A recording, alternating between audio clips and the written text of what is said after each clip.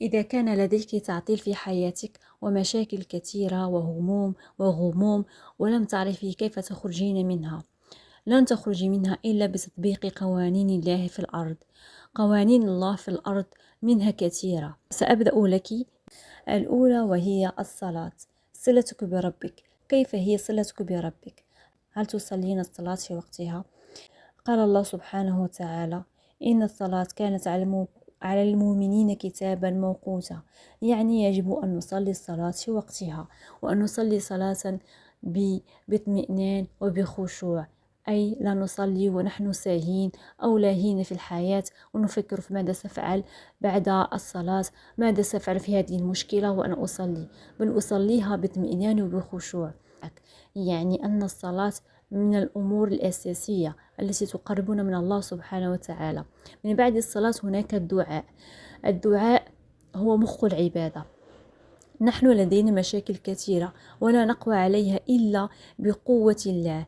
استعيني بقوة الله وبحفظه وبرعايته وبستره، وأن يدفع عنك الهموم والغموم. الدعاء هو أمل يجعلك تثقين أو تستمدين قوتك من الله، وتعلمين أن مشكلتك لها رب عظيم كبير يسمع كلامك ويرى مكانك، وهو أقرب إليك من حبل الوريد، وأنه سوف يعطيك ما تريدينه وأكثر. فالصلاة مهمة.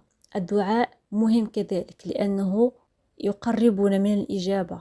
كذلك بر الوالدين. بر الوالدين من العبادات العظيمة، لقول الله سبحانه وتعالى: وبالوالدين إحسانا، فإما يبلغنك عندك الكبر أحدهما أو كلاهما فلا تقل لهما أف ولا تنهرهما وقل لهما قولا كريما. يعني أننا علينا أن نلتزم بالدعاء لهما ومعاملتهم معاملة حسنة، وكذلك صلة رحمهما والإنفاق عليهما والدعاء لهما بعد وفاتهما.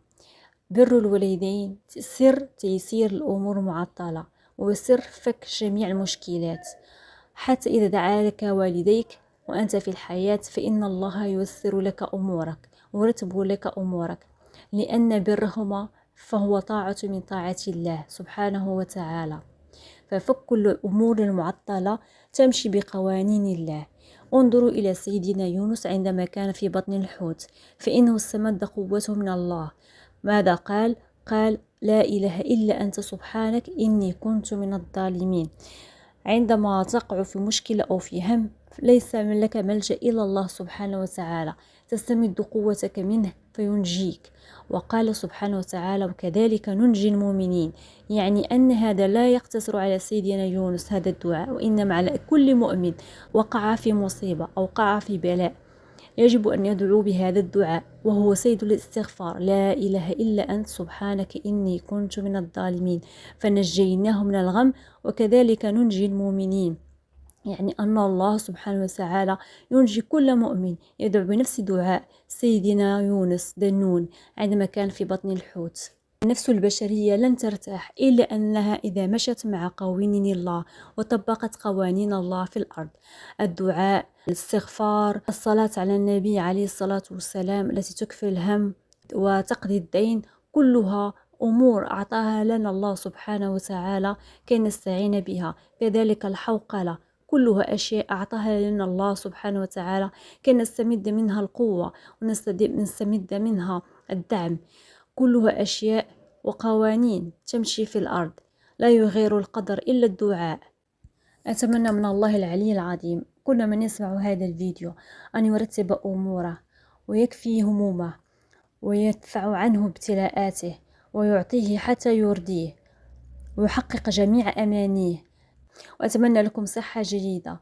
إذا أعجبكم الفيديو فلا تبخلوا علي بلايك وتعليق جميل، وكذلك الاشتراك في القناة. وما توفيقي إلا بالله، عليه توكلت وإليه أنيب، والسلام عليكم.